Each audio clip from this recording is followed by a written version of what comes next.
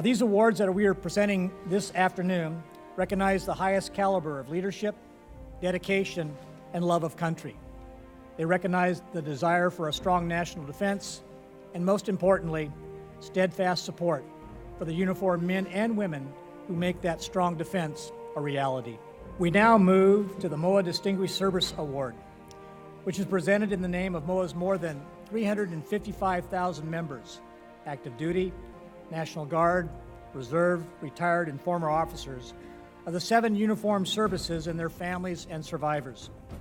Now, this award honors individuals or organizations that are not members of Congress, but have consistently been strong supporters of national defense and of the uniformed services and veteran communities. Now, this year, we are pleased to recognize 2 Distinguished Service Award recipients. First, we honor the Elizabeth Dole Foundation, whose mission is to strengthen and empower American military caregivers and their families by raising public awareness, driving research, championing policy, and leading collaborations that make a significant impact on their lives. The foundation provides assistance to organizations and agencies that serve caregivers. As such, and has provided innovative grants, not only to MOAA, but also to numerous other organizations, such as the National Military Family Association and the Military Children's Education Coalition. Now, this year, the foundation launched, along with actor Tom Hanks, its campaign chair, the Hidden Heroes campaign to call attention to America's 5.5 million military and veteran caregivers.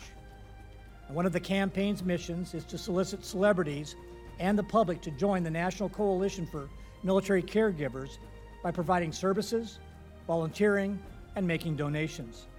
The campaign has created public service announcements, the Hidden Heroes organization website featuring a private online community, and the city's initiative, challenging communities to organize and provide resources for caregivers. 54 cities have been announced so far, and the foundation has already raised many millions of dollars in support of this campaign. We are pleased and honored to have the foundation's founder and president, Senator Elizabeth Dole, with us this evening to accept the award. Senator Dole, would you please come forward? Right over here.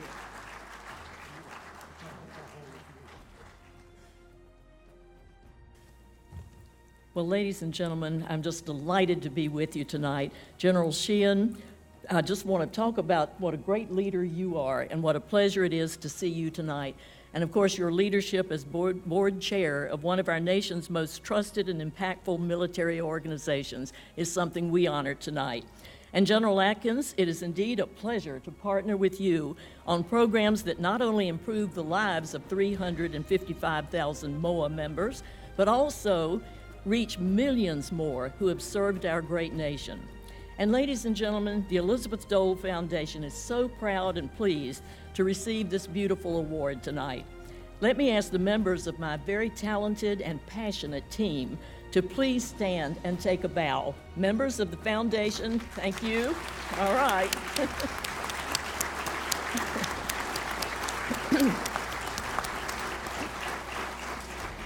Now, when I speak about the Elizabeth Dole Foundation, I often take people back to the beginning, when my husband Bob was hospitalized for 11 months at Walter Reed. I tell them how my own eyes were opened to the enormous contributions and the sacrifices military caregivers make every single day. I share with them the alarming results of the RAND study. We commissioned this study, and it provided evidence of the extraordinary struggles by the 5.5 million young spouses, mothers, dads, and other loved ones caring for America's wounded warriors at home. I describe how the caregiver crisis has grown to become a societal issue, requiring a holistic national response. However, when I speak at a MOAA event, I know I don't have to recount those early years, because as many of you know, MOAA has been our partner and our supporter since the very beginning. MOAA first collaborated with our foundation, the American Bar Association, and USAA to create an online legal and financial planning guide customized for military caregivers and available at no cost.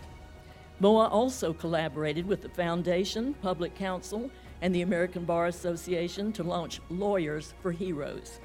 This initiative has provided pro bono services to military caregivers, enabling them to deal with complex legal challenges and helping them obtain the benefits they have earned.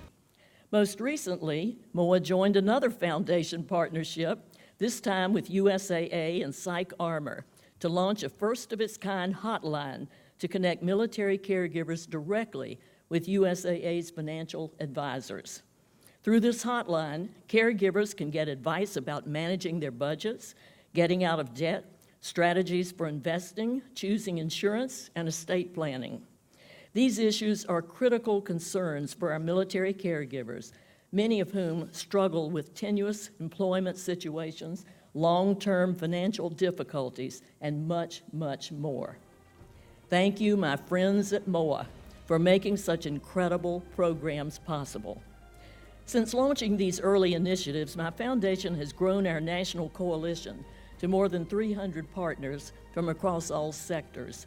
Dole Caregiver Fellows, representing all the 50 states, have held at least 350 meetings with members of Congress, inspiring the introduction of multiple pieces of legislation.